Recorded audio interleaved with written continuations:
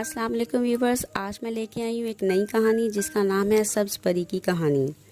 एक बादशाह का बेटा वजीर के बेटे के साथ पढ़ता था। एक रोज़ पढ़ाई में वो दोनों मसरूफ़ थे कि अचानक शहज़ादा वज़ीर ज़ादे से कहने लगा कि अगर हम पढ़ते पढ़ते यहीं पर सो गए तो हम में से जो पहले उठेगा वो दूसरे को भी जगा देगा।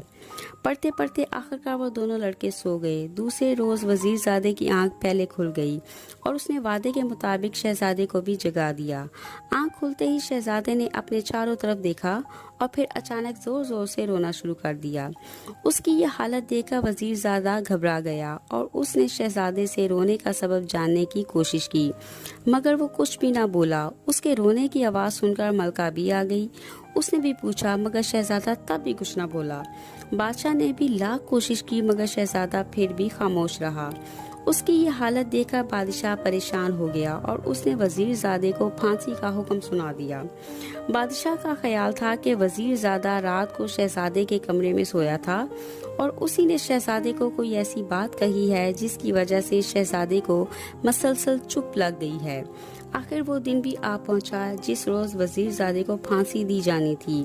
फांसी घाट के नज़दीक बहुत से लोग जमा थे, जबकि एक तरफ बादशाह और शहज़ादे समेत वज़ीर बैठे थे।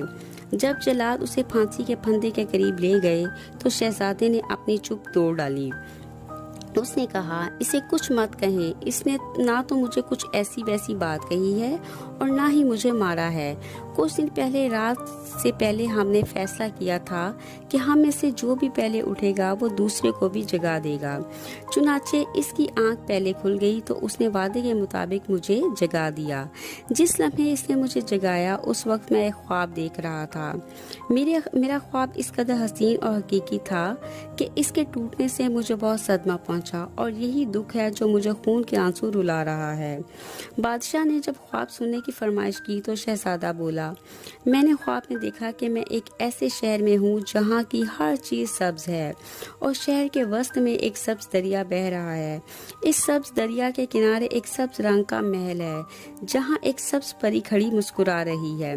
वो सब्ज परी इस कदर हसीन थी कि मैं पहली ही नज़र में उसकी मोहब्बत में गिरफ्तार हो गया। मैं उससे बात करने ही लगा था कि वज़ीर ज़ादे ने मुझे जगा दिया।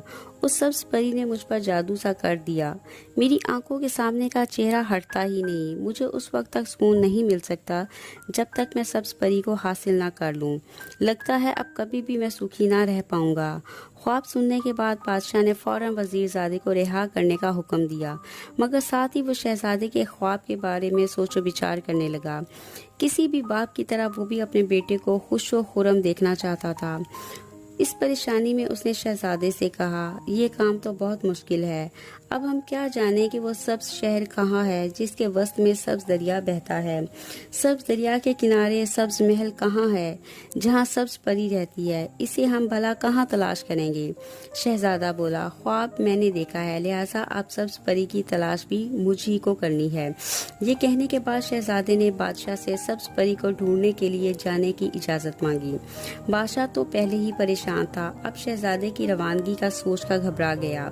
उसने शहज़ादे को मुख्तलिफ हीलों बहानों से रोकने की कोशिश की, मगर शहज़ादे के दिलो दिमाग पर बस एक ही भूत सवार था।